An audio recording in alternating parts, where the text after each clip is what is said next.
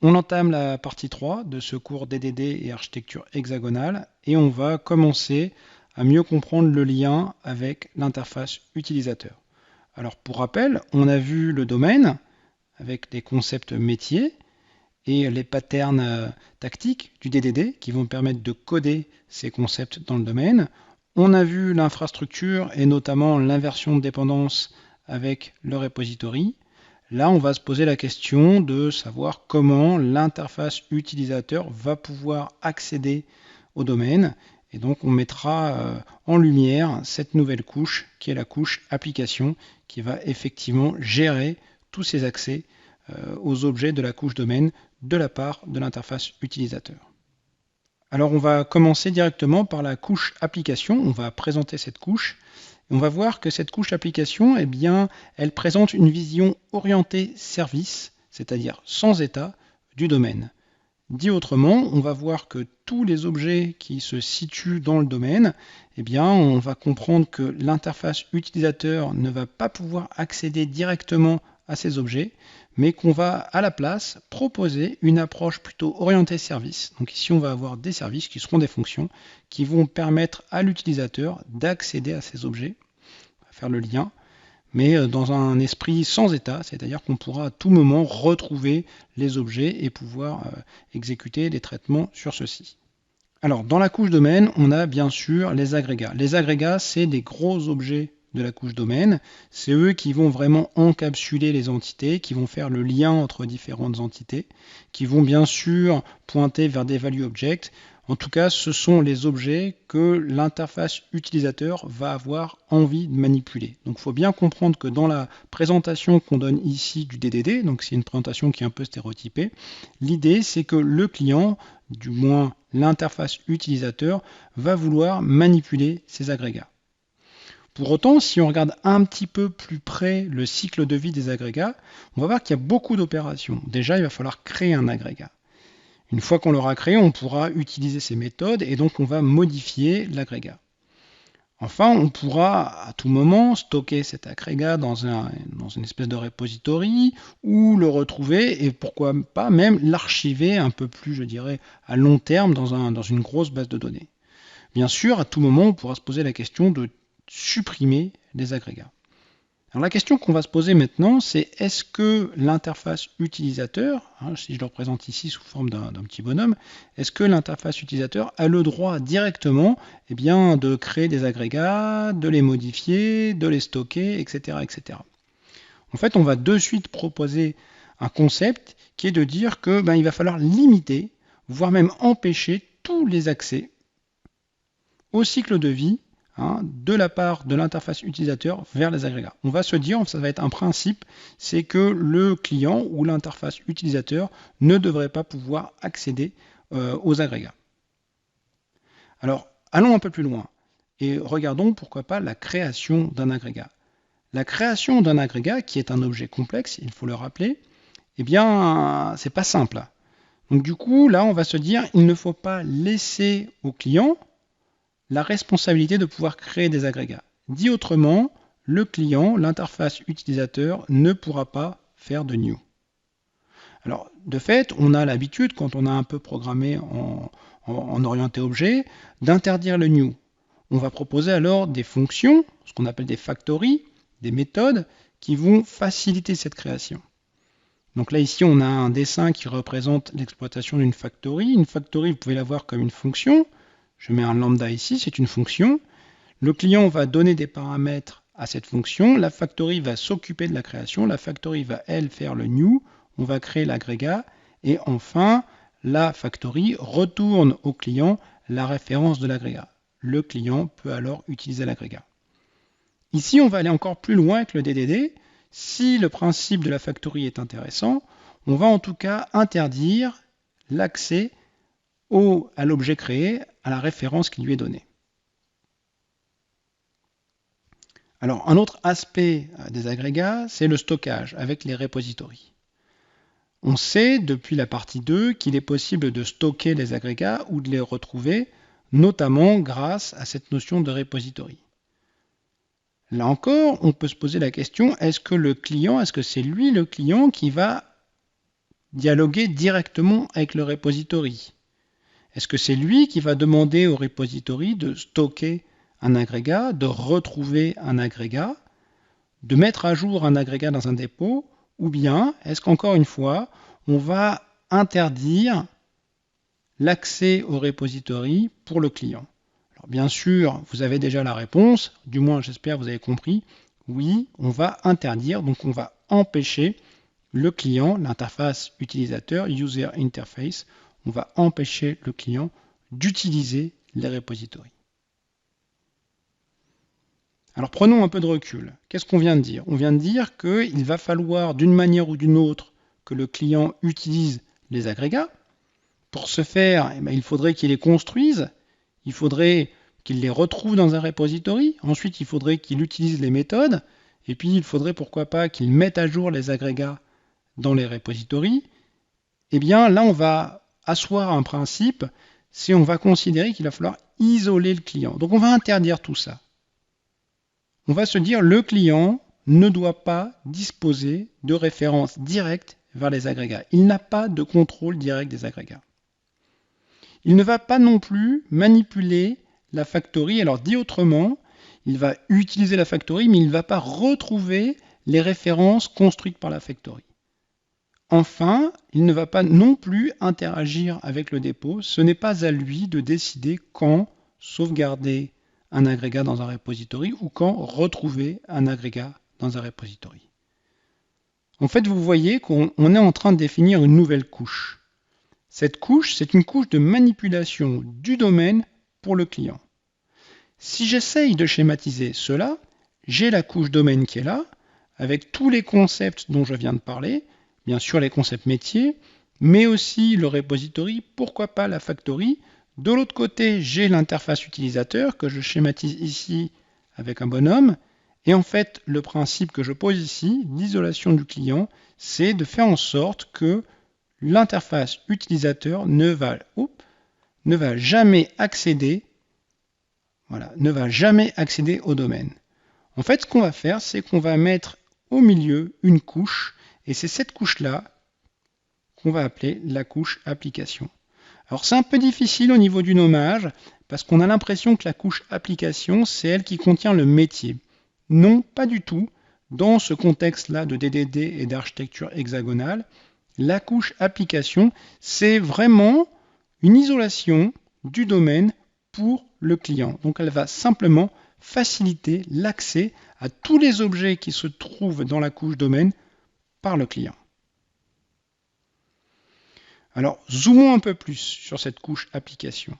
Cette couche application, elle va proposer des services pour le client et ces services vont permettre au client d'accéder au domaine. Donc ici, je parle des services de la couche application. Ces services, ce sont des fonctions. Je vais les nommer un petit peu comme des lambda fonctions. On va appeler la fonction, par exemple, pour créer un nouvel agrégat. On va appeler la fonction ou le service pour, pourquoi pas, demander le stockage d'un agrégat existant ou mettre à jour dans le repository l'état de l'agrégat. On va demander un service pour manipuler l'agrégat. Donc en fait, on va avoir deux types de services. Les services qui vont manipuler le cycle de vie des agrégats.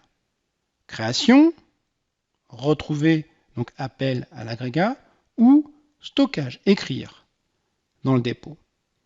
L'autre type de service, c'est la manipulation des objets du domaine. Donc essentiellement, on va retrouver une espèce de façade des méthodes publiques des agrégats.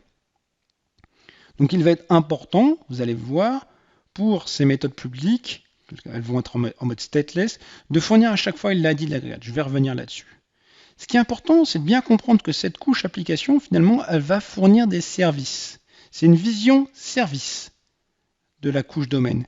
Et c'est une vision service stateless. Je reviendrai là-dessus, ça veut dire qu'à tout moment, l'interface utilisateur peut créer une espèce de couche application ou invoquer l'existence d'une couche application, puis appeler les services qu'elle propose. On est très proche d'une architecture qu'on dit de microservices, dans le sens où je démarre, je launch ma couche application, j'appelle les services. Donc les services, c'est les services que j'ai présentés ici. Puis une fois que j'ai appelé les services, je peux tuer cette couche application. Elle a fait son job. C'est ce que j'appelle microservice ou stateless. Alors comment on code ces services de la couche application? Alors en fait concrètement, on va regrouper tous les services qui concernent un agrégat. Donc l'idée c'est qu'on va faire une classe par agrégat. Donc on va avoir la classe XXX service, où XXX c'est le nom de l'agrégate. Et cette classe elle va contenir les méthodes, en fait une méthode par service. Et chaque service va manipuler l'agrégat, en fait, les objets de la couche domaine. Donc chaque méthode, chaque service va avoir une signature qui est vraiment stateless, donc on va voir ça de suite. Et puis le body, le code de cette méthode va être relativement récurrent. Qu'est-ce qu'on va faire à chaque fois? On va charger le ou les agrégats depuis le repository, on va les manipuler et puis on va les sauver. Alors allons un peu plus loin sur cette notion de service stateless. Alors il faut bien comprendre que ces services qui sont codés comme des méthodes dans cette classe XXX service vont avoir des paramètres qui sont soit des value objects, soit des types de base. Alors là, on va voir l'importance de l'ID, qui sera un des paramètres vraiment importants de ces méthodes, parce que c'est lui qui va permettre de donner la référence sans donner vraiment le pointeur Java. C'est vraiment une référence métier, donc DDD. Donc l'ID va donner la référence vers la couche UI, vers la couche interface utilisateur, ou bien à l'inverse, quand la couche UI va vouloir transmettre la référence, il va passer de l'ID. Donc c'est vraiment important cet ID. On verra que si le service c'est un service de création, il va retourner l'ID, il ne va jamais retourner une référence. Si c'est une demande de sauvegarde, on va donner l'ID. Et puis lorsque c'est des méthodes métiers, on passera tout le temps l'ID pour dire sur quel agrégat on veut s'amuser. Donc il faut bien comprendre que ce sont des services stateless parce qu'à la limite, on pourrait, cette fameuse classe service, on pourrait faire un new de cette classe service, exécuter le service et puis supprimer l'objet. Donc pour moi, j'entends que c'est stateless dans le sens qu'il n'y a pas vraiment d'état dans cette couche application. Prenons un exemple un peu plus concret et revenons sur notre jeu d'échecs. Donc en fait là on est dans la couche application, je suis vraiment dans la couche application, c'est une nouvelle couche application et je fais cette classe Game Services qui va contenir tous les services d'accès à l'agrégat Game pour la couche utilisateur. Alors j'ai un premier service, vous voyez, ça c'est ce qu'on pourrait appeler une factory, mais en fait elle a de particulier cette factory, c'est qu'elle va retourner non pas l'objet créé, mais elle va retourner l'ID du game. Donc là en fait l'idée, on la comprend bien, c'est l'interface utilisateur qui demande à la couche application de créer un jeu d'échecs. Donc on a un deuxième service ici, c'est de demander de déplacer une pièce, donc move, et vous voyez là encore, on va passer comme premier paramètre l'ID du game, l'ID de l'agrégat sur lequel on va demander l'exécution de cette méthode ici de déplacement des pièces. Alors après le body, il est à peu près tout le temps la même chose, c'est-à-dire qu'on va, bon là c'est un peu particulier pour la création, on va appeler la factory vraiment pour créer le game, on a l'objet agrégat, ensuite on va le stocker dans le dépôt et on va retourner l'ID à l'appelant qui sera ici la couche utilisateur. Dans le deuxième exemple, on va retrouver le game à partir de son ID, on va le retrouver dans un repository. Une fois qu'on a le game, on va appeler la méthode move qu'on a présentée dans la partie 2 de ce cours. Et puis, comme on a déplacé une pièce, comme on a changé l'état de l'agrégat, on va resauver la nouvelle version de l'agrégat dans le repository.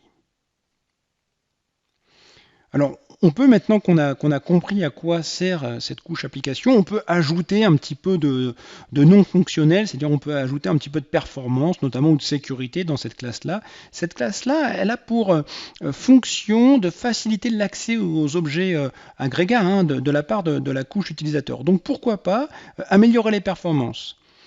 Pourquoi on ne pourrait pas à la limite mettre un cache dans cette couche application? Donc dès qu'on veut faciliter l'accès à ces objets agrégats et métiers, optimiser la performance, la sécurité ou ce genre de choses, c'est dans la couche application qu'on va coder ça. Donc notamment, est-ce qu'on peut mettre un cache? Oui, un cache on peut le mettre et c'est vraiment dans cette couche-là qu'il faut le mettre. L'idée c'est qu'on ne va pas recharger sans cesse l'agrégat à partir du repository. On va vérifier qu'on ne l'a pas déjà et si on l'a, on va le prendre dans le cache et ça va aller plus vite. On devrait pouvoir avoir un cache au niveau de la couche application. Voilà, et donc utiliser ce cache dans le service pour aller plus vite. Alors, c'est pas parce qu'on a un cache dans mon esprit qu'on devient stateful, parce que dans l'esprit de stateless de la couche application, c'est qu'à tout moment, vous pouvez tuer la couche application, vous pouvez la killer, et la redémarrer, c'est pas grave. L'agrégat pourra toujours être accessible via le repository et vous pourrez toujours continuer votre partie d'échecs. Alors bien sûr, si vous le tuez au moment où vous avez déplacé la pièce et il n'est pas encore sauvé, là oui, bon, vous avez fait un coup pour rien. Alors allons un peu plus loin avec cette notion de cache. Vous voyez, j'ai juste modifié ma classe Game Services que j'ai présentée tout à l'heure. J'ai ajouté un cache ici. Et vous voyez, l'idée là, c'est dans cette méthode-là, si on me demande de déplacer une pièce, si j'ai déjà le game dans mon cache, alors je vais pas aller le chercher dans le repository. Là, vous voyez, si jamais l'ID qu'on me demande est différent de celui que j'ai en cache, alors je vais le chercher dans le repository. Si je l'ai déjà, je l'utilise et ça va me permettre d'aller un peu plus vite. Alors, le client, j'insiste bien là-dessus, on voit l'interface utilisateur. Vous voyez l'interface utilisateur, qu'est-ce qu'elle va faire? Elle va devoir instancier cette couche application. Alors, il y a un petit peu de complexité ici, on précisera ça dans la suite, mais dès que j'ai accès à cette couche application, alors j'appelle les services de cette couche application et ces services sont stateless. Donc, les deux méthodes que j'appelle ici sont stateless, c'est-à-dire que, à la limite, je m'en fiche de l'état de la couche application. Donc là, on voit que le client va être vraiment découplé de l'agrégat. Si vous regardez bien, le client n'utilise pas du tout les classes métiers. Donc ça, c'est un peu le but de cette couche application. C'est qu'on va offrir une nouvelle couche pour l'interface utilisateur, faciliter l'accès à ces objets qui se retrouvent dans la couche domaine. Moi ici, je force le trait. Non seulement je facilite, mais même j'interdis l'accès direct à ces objets. Du coup, mon interface graphique, ici, l'interface utilisateur, elle ne pourra pas faire des manipulations qui vont gêner un petit peu mon métier. Alors, ça me permet d'introduire cette architecture hexagonale qui a été présentée et qui est souvent adossée au DDD. Donc, dans cette architecture hexagonale, on voit bien que le métier avec la couche domaine est au centre et au-dessus de cette couche métier, on rajoute un hexagone et c'est là la couche application. De fait, les interfaces utilisateurs vont accéder au domaine. Il y a un accès, bien sûr, mais via la couche application. Et à la limite, dans la vision que je vous ai présentée ici, ils ne connaissent pas du tout les classes de cette application, de ce domaine. Ils vont uniquement manipuler les services de la couche application. Donc là, on pourra, après, au loisir, changer l'interface graphique, peu importe. Cette interface graphique ne va utiliser que les services stateless de cette couche application. Alors voilà, en synthèse, je vous ai expliqué ce qu'était cette couche application. Ce n'est pas une couche facile à comprendre. Là, je l'ai stéréotypée en quelque sorte. J'ai vraiment fait en sorte qu'elle offre des services de manipulation des objets de la couche domaine et voire même elle interdit à l'interface utilisateur. Là, j'avoue que c'est un peu dur, mais pourquoi pas? Elle interdit l'accès direct des objets du domaine de la part de l'interface utilisateur. Donc c'est faciliter la manipulation du couche domaine.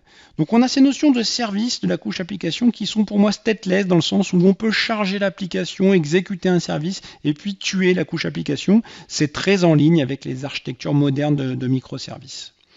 Donc elle sera instanciée par le client va avoir besoin de la couche application, il va manipuler cette couche application puis la tuer. Et bien sûr, on comprend que le but de cette application, de cette couche application, c'est vraiment d'optimiser tous les accès à la couche domaine. Donc pourquoi pas ajouter un cache, on verra qu'il y a d'autres choses à faire dans cette couche application, mais pour ici optimiser les performances.